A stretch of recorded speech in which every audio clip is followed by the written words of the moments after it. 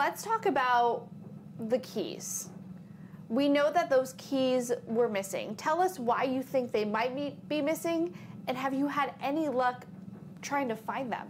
Yeah, so the keys were last seen by our witness inside the lock on the inside of the door, a clear glass door. The next time anyone goes in, the door is open, the keys are not there. A search of the entire area, including the field behind, for a huge perimeter all the way around the store is searched. The keys aren't found. A key to a car unrelated to our case was found, but that's how close they were looking. They found a single key in a field, but they didn't find the keys that were on a ring. They have never turned up, and the theory is that the suspect saw that the coast was clear for that moment, came out from behind the back room where he had just committed the murder, goes out, unlocks the door, removes the key, opens the door, leaves the door unlocked, and departs with the key, and must also depart with the gloves and the motorcycle helmet, because they're not seen by anyone after that point either. Well, and I'm glad you bring that up, because that's another crucial piece of evidence that you've only ever heard about. We've never physically seen with our own eyes. That's correct. We have a witness description that's a very good description. Royal blue helmet, black gloves with white stitching, elastic around the wrist, and then cloth up to the elbow. That's an excellent description, and it's very unique gloves. So even at this date, someone might remember someone who owned gloves like that. And if they did, we'd like to hear from them. Well, and tell me a little bit about what Catherine's night looked like while she was working at the store up until the point she was murdered. So Catherine had been there, I think, only a few months. And she specifically got the job to work for over the Christmas period to pay for Christmas presents for her 3 children that were, I think, 1, 3, and 5 at the time. But at least all of them were under 5. And she worked the late shift until about 1 a.m., at which point she would lock the store, clear the cash register, write the totals of the receipts, put it in the safe, and leave. That was her typical evening. They had video games in the back of the store, and it was not unusual at all to have regular customers who would come in on a regular basis just to play the video games. At the time, Ms. Pac-Man was a big game, and they had one of those games there, and I think they had Asteroids too, but at any rate, they had a couple of fun video games that got young men on a regular basis to come in. And they knew Catherine, if not by name, they knew her by face, and she had a good relationship with all of them. And so, when it was time to close up, she would tell them time to leave. They would leave. She'd lock up and do her routine and then go home. So tell me a little bit about when she tells the last couple of people to leave and then up until the point when she was found. Well, so when she tells the last 2 people to leave, who are cousins, there's that third man that they know is in the store, possibly a 4th man. We don't know that for sure, because we have the female witness that came in at 12:50 and paid and left.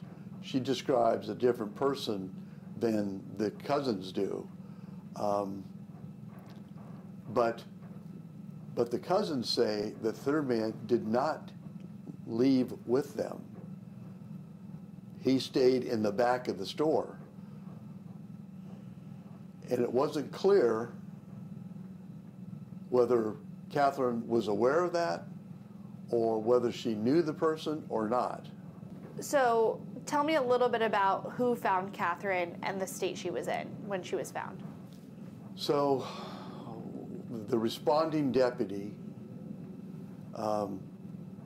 secured the scene, called in others to assist, and then did a search of the store. And the reason why we know that the suspect came out the front door is because if you go out the back door, you can't lock it. It can only be locked from the inside, and it was locked. So he couldn't have got out that door because it would have had to remain unlocked at the time. But the deputy goes in and searches, and he finds Catherine on the floor in one of the small back rooms. And she has a towel around her head and has been shot in the side of her head by a gun. So something else was interesting too when Catherine was found. Something else had been done to her. It kind of explained to me what was going on with the pant legs. So when the deputies found her, her pants had been ripped on the inside seam all the way around one side and down the other, and her panties had been pulled aside, making it appear that she had been raped or an attempted rape. Testing revealed that she had not been raped.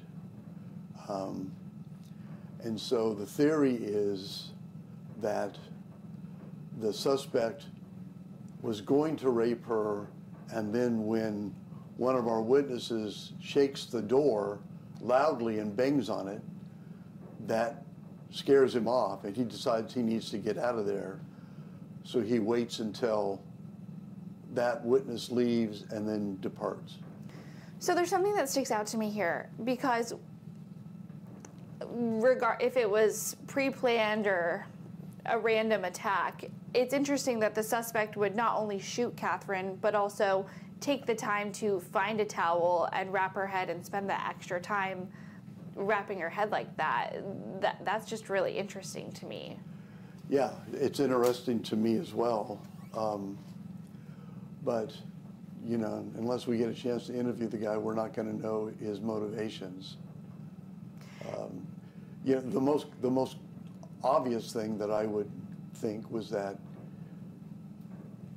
he just didn't want her, he didn't want to have to look at her while he was doing what he was doing. So you think he was shot and then the rape was going to happen after she was killed? That's likely, yes. We're talking about a mother who has 3 kids, likely no enemies. Do we think that she had been stalked, or this person was waiting for the right moment? Or in your investigation, have you found that maybe this was just completely random? So it appears random. Several of the employees who worked at the store were interviewed, and they did not find anything in common that would lead us to believe that there was a person stalking the store. She had never made any comments to her husband or to any of her fellow employees about someone there. She never felt uncomfortable. So it seems like this person had an opportunity and took it. How long have you been working on this case specifically?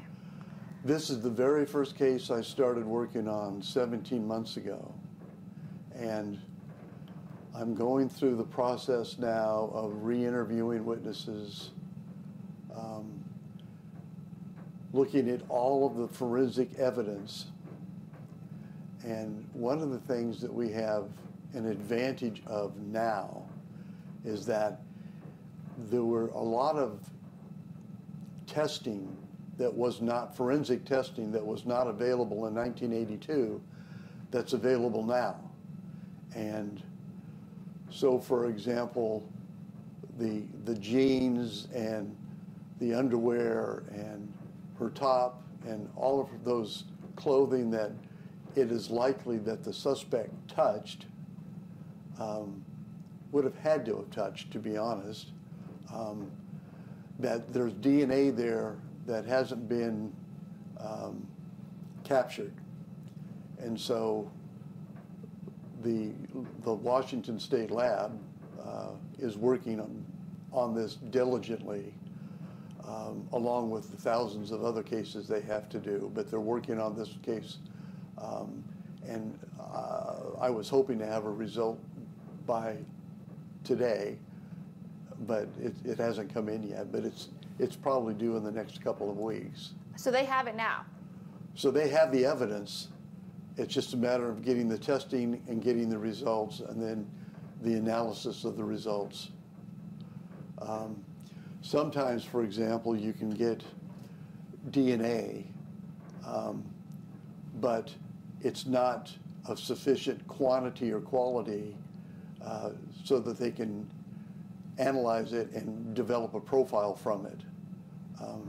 Other times, there's so much DNA that it gets mixed together and it makes it difficult to get a profile. So let's say it comes back and they say, we found something. What does that mean for your investigation? Let's just say that we have a suspect, not the victim and not the victim's husband, but some unknown person who has a profile on her panties or on the inside of her jeans that were ripped. Then we will develop a genetic profile and figure out who that person is. And that person would at least be a prime suspect at that point. And we would have to determine all the particulars to see if we had enough to make an arrest based on that alone, or if we needed something else.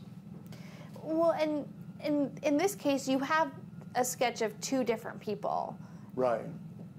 Has that been circulated around to the public to see if anybody knows who one of these men may be? I haven't circulated that around because I was hoping to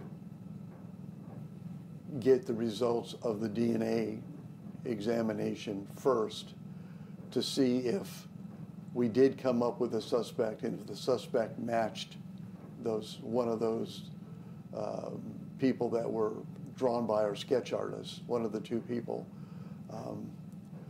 But it might be that we release that information and see if the public can assist us with that. Keeping in mind that this is 1982 and the suspect likely doesn't look anything like he used to back then. Why do you think the person who killed Catherine is still out there today? Well, the thing that bothers me the most about this case is that both of the people that were identified as being in the store and had police sketch artists draw the sketches of them were there, and there was no motorcycle helmet. And so the thing that bothers me the most about this case is, how did this helmet get there? Is there yet a third person, unidentified by anybody, who came in and left? If that happened, what happened to the third man who was in the store who didn't leave when the cousins left? And of course, the witness who saw that described a different man, nobody ever talked about seeing him other than one witness, so we don't know when he left. He may have left right after she did, which is before before Catherine told everyone to get out.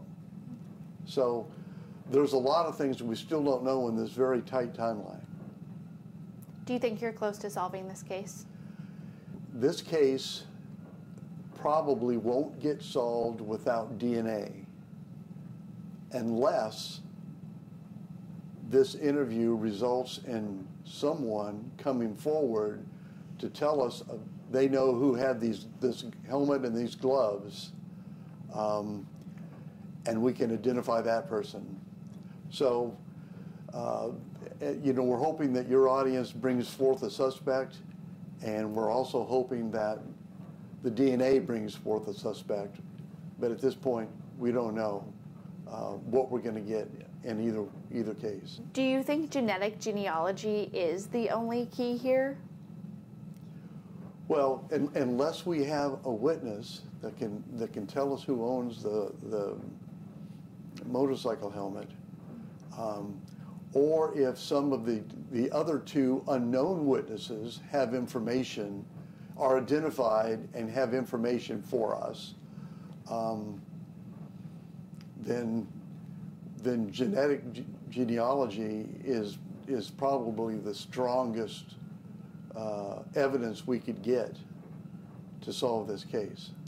When you've done interviews with Catherine's friend and family, how have they described her? She seems like just a family woman who kept to herself. She was, well, imagine you're a young mother with 3 children under 5.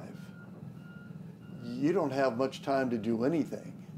And so, you know, typically her husband went to work during the day, she stayed home with the kids. He came back, she went and worked the afternoon shift until the late evening, 1 o'clock in the morning, and then she came home. And they repeated that. So yeah, they were probably, they probably didn't have much of a social life. Although I can say from interviewing their neighbors, they were well liked and known in their immediate neighborhood. How likely is the person that did this still alive? Well, so back to the person who had the helmet and gloves, we don't know no one's described that person yet. But if you take the average age of a motorcycle rider, probably late teens, early 20s, very likely that person's still alive.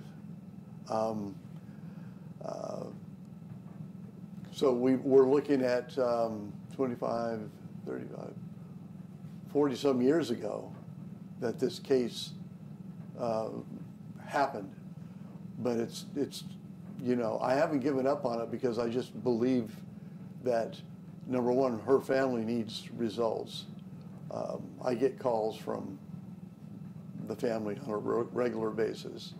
And in addition to that, I personally just want to solve this case because it's just such an unfair thing to happen for a person just trying to provide for their family.